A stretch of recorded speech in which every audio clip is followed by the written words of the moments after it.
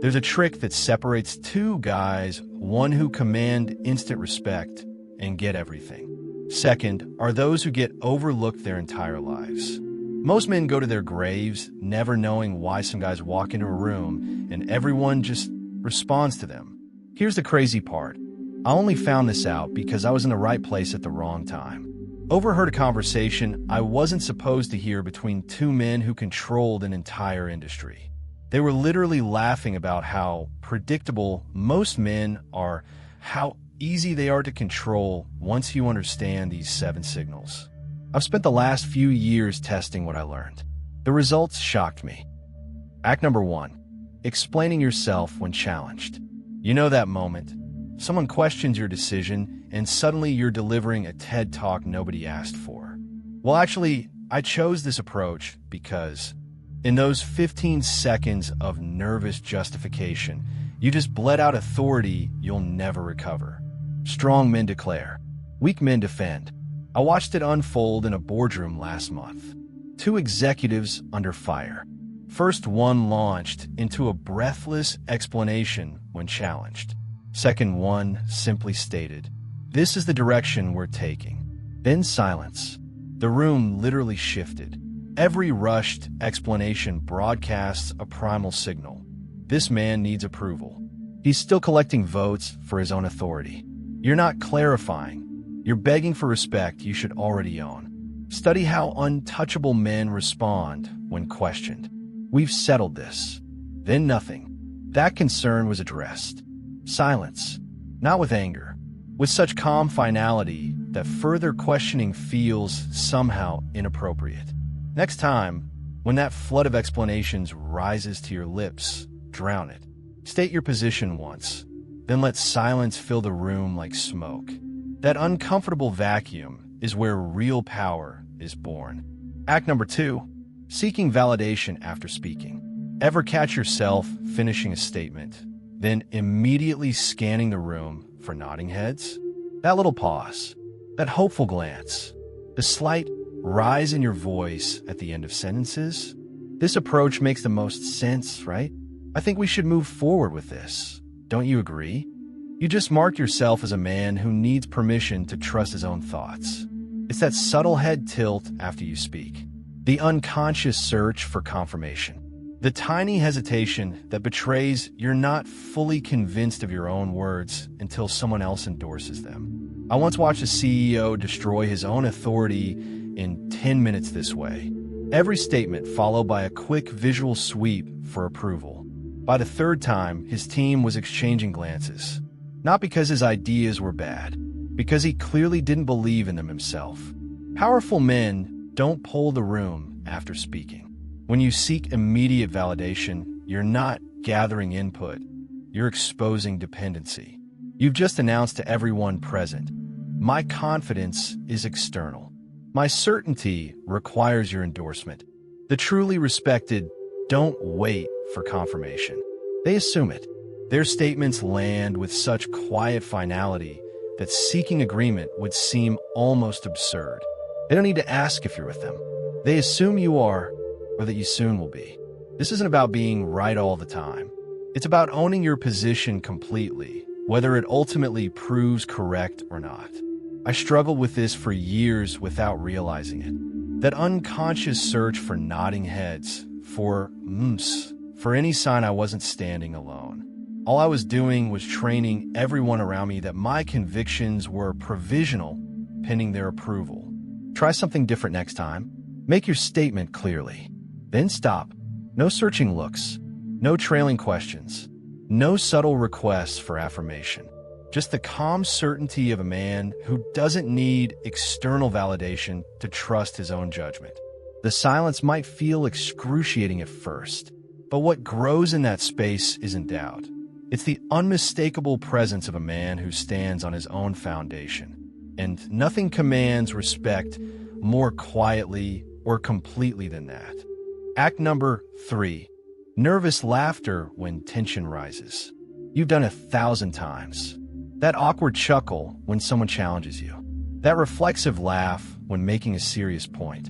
The smile that creeps in during moments that should carry weight. We need to address this performance issue. Slight laugh. I can't accept these terms. Uncomfortable smile. This deadline isn't negotiable. Nervous chuckle. You just told the room you're not comfortable with your own authority. This habit seems harmless. It's not. It's the unconscious confession that you find your own power uncomfortable, that you need to soften it, dilute it, make it more palatable. I watched a brilliant guy tank a negotiation with this single behavior. Each time he stated his position, he'd add that little laugh. By the third time, they were pushing harder on every point. Not because his position was weak, because he telegraphed that he was uncomfortable holding it. Strong men allow tension to exist. Weak men dissolve it with nervous sounds. When you laugh during serious moments, you're not easing the atmosphere.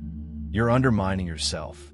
You've just announced, I find this confrontation uncomfortable.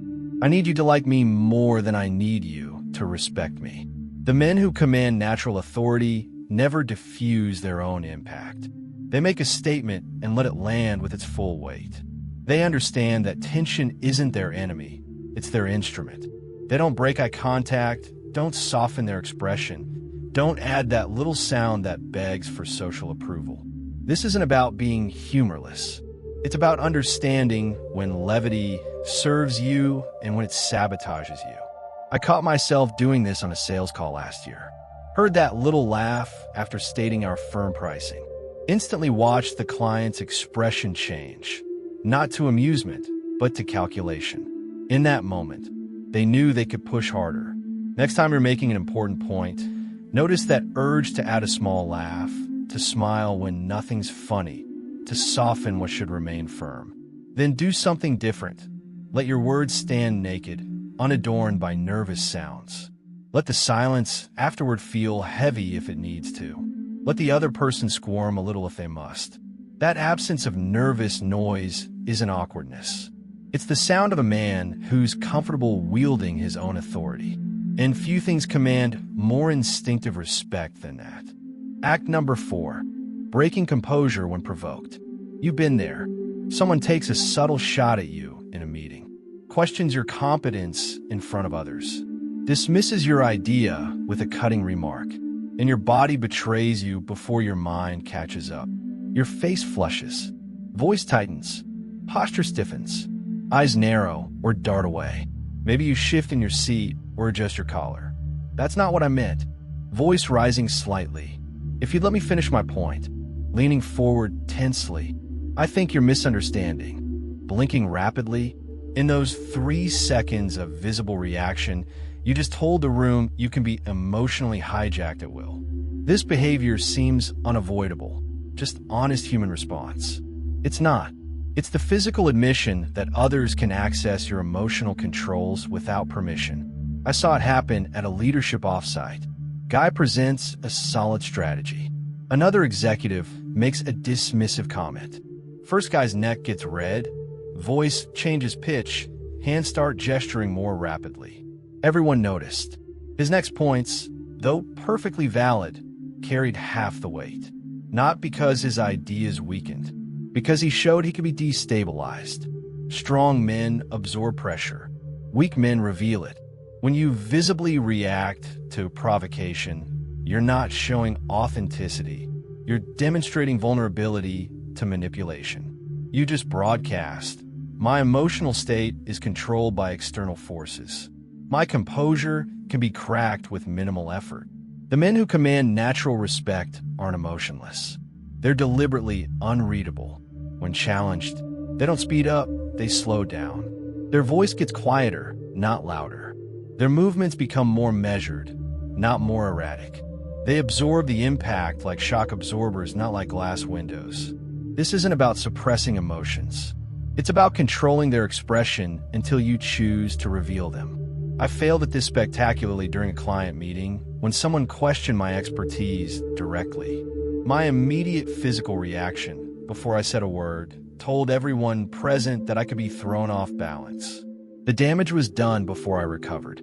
Next time someone provokes you, notice the immediate physical response preparing to launch.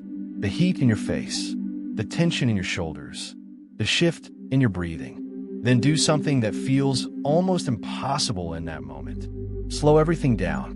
Breathe deeper, not shallower. Speak more deliberately, not more quickly. Move less, not more. What looks like unnatural calm in that moment isn't fakery. It's the unmistakable signature of a man who decides when and how he'll respond, not a man whose responses are decided for him by others. And that distinction changes everything about how people approach you from that moment forward. Act number 5, apologizing when nothing's wrong. Ever notice how often sorry slips out of your mouth? For taking up space, for speaking up, for asking questions, for simply existing in someone's path. Sorry to interrupt, but sorry, can I add something here?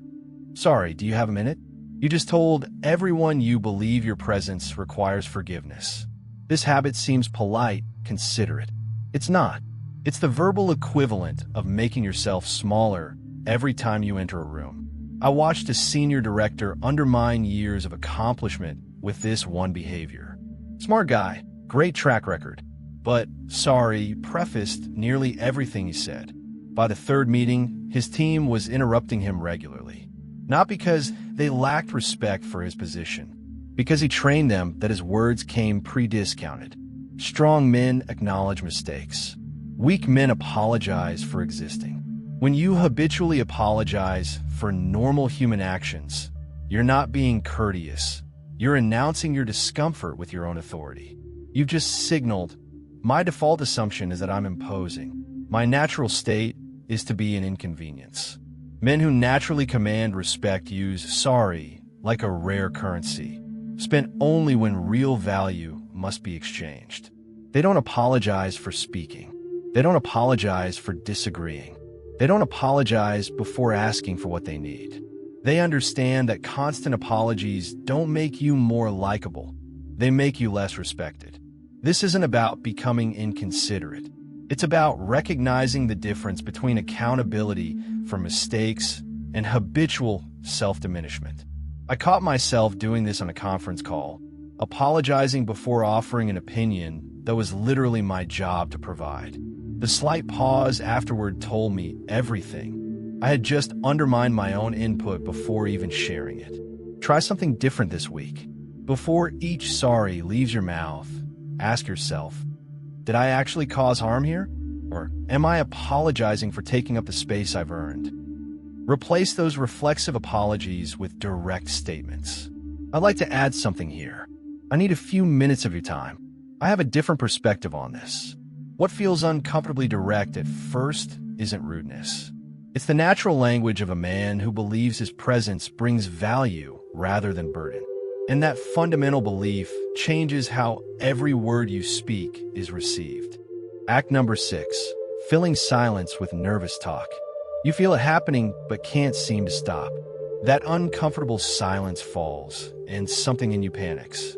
You rush to fill the void with words. Any words, as if silence itself is some kind of failure.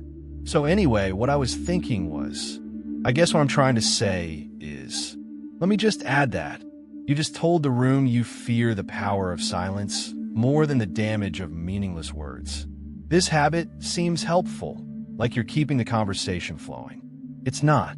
It's broadcasting insecurity with megaphone clarity. I watched a guy talk himself out of a promotion this way. Interview was going well until the hiring manager fell quiet after one of his answers. Instead of letting that silence exist, he kept talking, qualifying, backtracking, until he'd unraveled his own strongest points.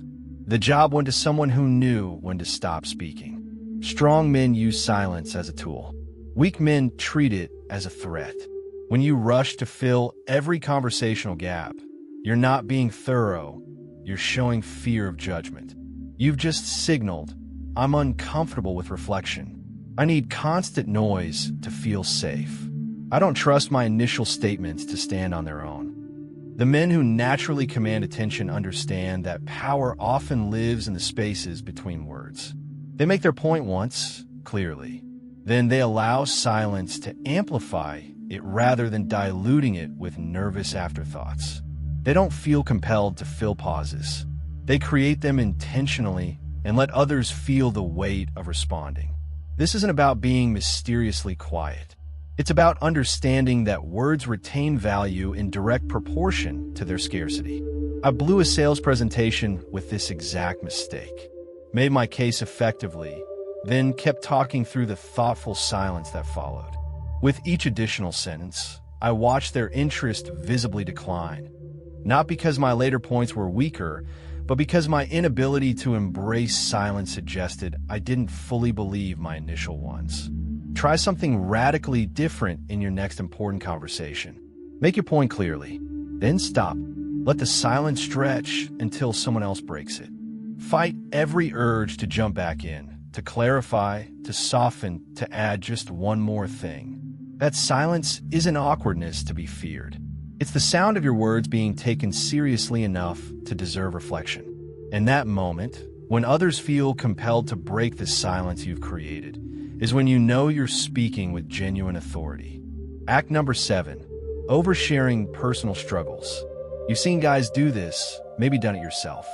The conversation barely requires it, but suddenly you're sharing details about your difficult morning, your financial stress, your relationship problems, your insecurities.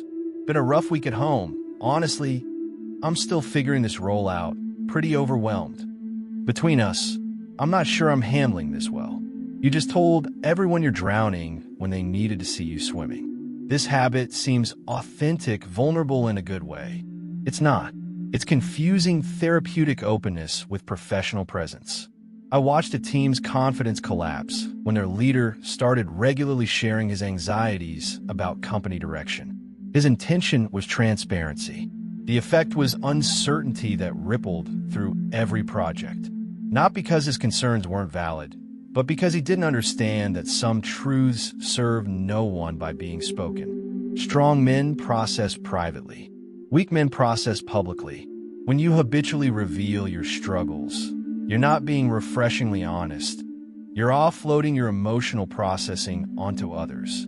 You've just announced, I don't have people or systems to handle my difficulties appropriately, so I'm using this space instead.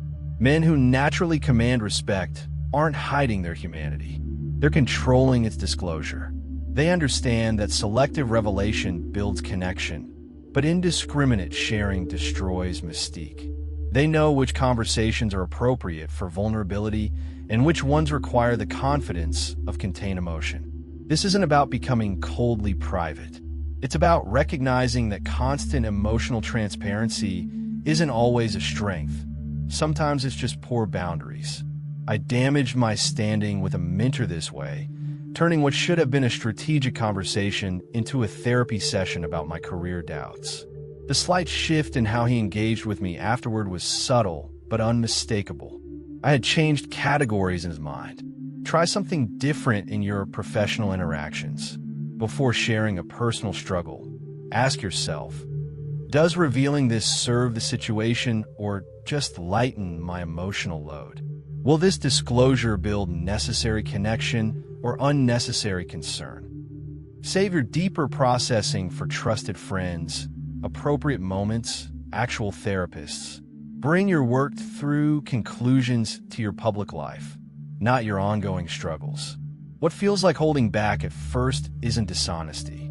It's the natural discipline of a man who understands that his unfiltered processing doesn't belong in every conversation. And that distinction, knowing when to reveal and when to contain, is often what separates those who are respected from those who are merely liked. The question now becomes, what replaces these behaviors? What fills the space when you remove these 7 fatal habits? Something far more powerful, something that can't be faked. Replace constant explanation with strategic certainty. When challenged, don't defend your position, reinforce it. This approach makes the most sense given our objectives. Period. No justification unless specifically requested, and even then, offered sparingly. The man who explains without being asked signals doubt.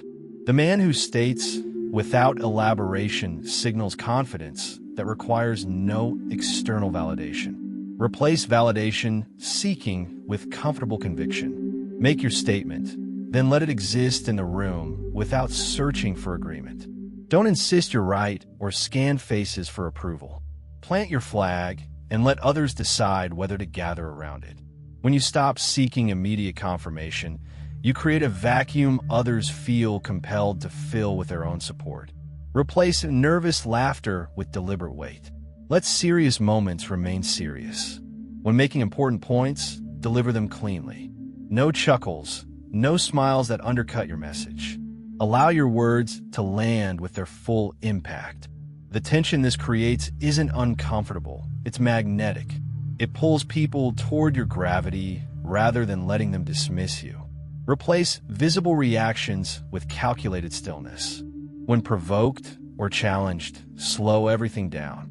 Breathe deeper. Speak more deliberately. Move less, not more. The more intense the situation, the more controlled your response should become. This isn't suppression. It's strategic deployment of your energy when and how you choose, not when others trigger it. Replace habitual apologies with unapologetic presence. Say sorry for genuine mistakes. Enter rooms, conversations, and spaces with the assumption that your presence adds value rather than requires forgiveness. I like to speak with you instead of sorry to bother you. I have a different perspective instead of sorry but I disagree. Replace nervous talk with strategic silence. Make a point once, clearly, then stop. Let silence amplify your words rather than diluting them with anxious afterthoughts. Create pauses that make others feel the need to respond. In that space, the gap between your statement and their response, real influence is born. Replace oversharing with selective revelation. Process your struggles privately. Share your conclusions publicly. Understand when vulnerability builds necessary connection, and when it simply transfers your emotional burden to others. The most respected men aren't emotionless. They're deliberately measured in what they reveal and when. This transformation isn't about becoming someone else. It's about removing the noise that's been drowning out who you really are, the static that's been interfering with your natural authority. And once that static clears, something remarkable happens, not just in how others see you, but in how you see yourself.